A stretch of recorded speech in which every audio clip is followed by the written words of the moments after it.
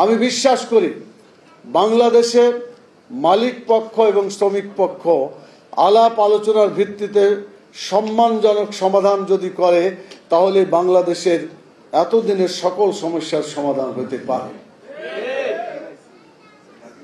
আন্দোলন করে বিভিন্নভাবে অনেকে বলেছেন আন্দোলন করে করা, আমি মনে করি আন্দোলন করার রাইট আল্লাহ দিয়েছেন যখন সীমা লঙ্ঘন করে সে তখন, কিন্তু সমস্যা দেখা দিলে আলাপ আলোচনার মাধ্যমে সমস্যার সমাধান করা উচিত।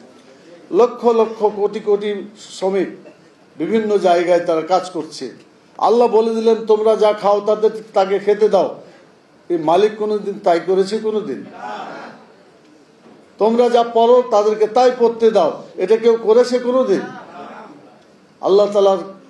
আল্লাহ রসুলের কথা যদি সত্যি মানা হতো তাহলে শ্রমিক মালিকের এই বিরোধটা থাকতো না, দেশের উৎপাদন ভালো হতো, দেশের উন্নয়ন হতো, বিদেশে আমরা আমাদের প্রোডাকশনগুলোকে বাইরে পাঠাতে পারতাম, রপ্তানি করে কোটি কোটি ডলার বা যেটাই বলেন বিদেশি অর্থ আমরা আনতে পারতাম।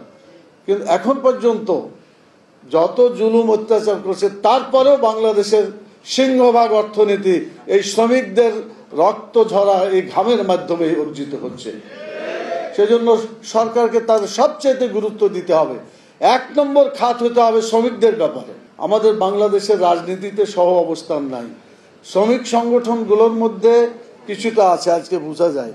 আর আমাদের এখানে শ্রমিক সংগঠন যারা আছে অনেকেই আজকে এখানে যোগদান করেছে, আমি তাদেরকে ধন্যবাদ জানাই।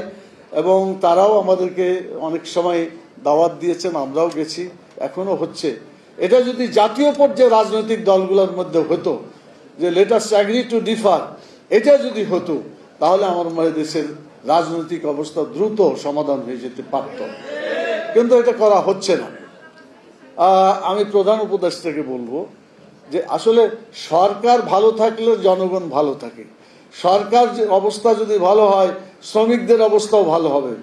মানে সব জায়গাতে সরকারের উপর অনেক কিছু নির্ভর করছে, কারণ তাদের সিদ্ধান্ত তারা সিদ্ধান্ত যেটা দেয় সেটাই বাস্তবায়িত হয়। আমি এক্ষেত্রে বলবো যে আমাদেরকে মানে রাজনৈতিক দলগুলোকে যদি পাশাপাশি বসে সমস্যার সমাধান করে এখানে কোনো বিরোধ হয় না, কিন্তু যখন একপেশে সিদ্ধান্ত নেয় তখনই কিন্তু বিরোধ দেখা দেয়। এবং কাউকে গুরুত্ব দিল কাউকে গুরুত্ব দিল না, এমন যদি অবস্থা হয় তাহলে দেশের সমস্যার সমাধান কিন্তু হয় না। ট্রাইপারটাইট কনসালটেটিভ কমিটি, 3 পক্ষ মিলে একটা সমাধান করার নাম হচ্ছে টিসিসি। তো কে এক পক্ষ? একটা হলো মালিক পক্ষ, একটা হলো শ্রমিক পক্ষ, আর একটা হলো সরকার।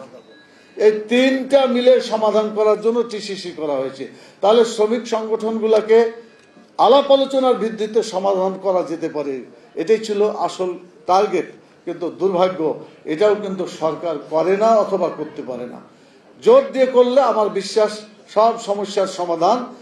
আল্লাহর কোরআনের ওই কথা যে বিরোধ থাকলে তোমরা আলাপ আলোচনার মাধ্যমে ফাসলেহু বাইনাহুমা, এটা মুখস্থ করে নেন, ফাসলেহু বাইনাহুমা, মানে তাদের মধ্যে তোমরা আলাপ আলোচনা করে সমাধান করে দাও।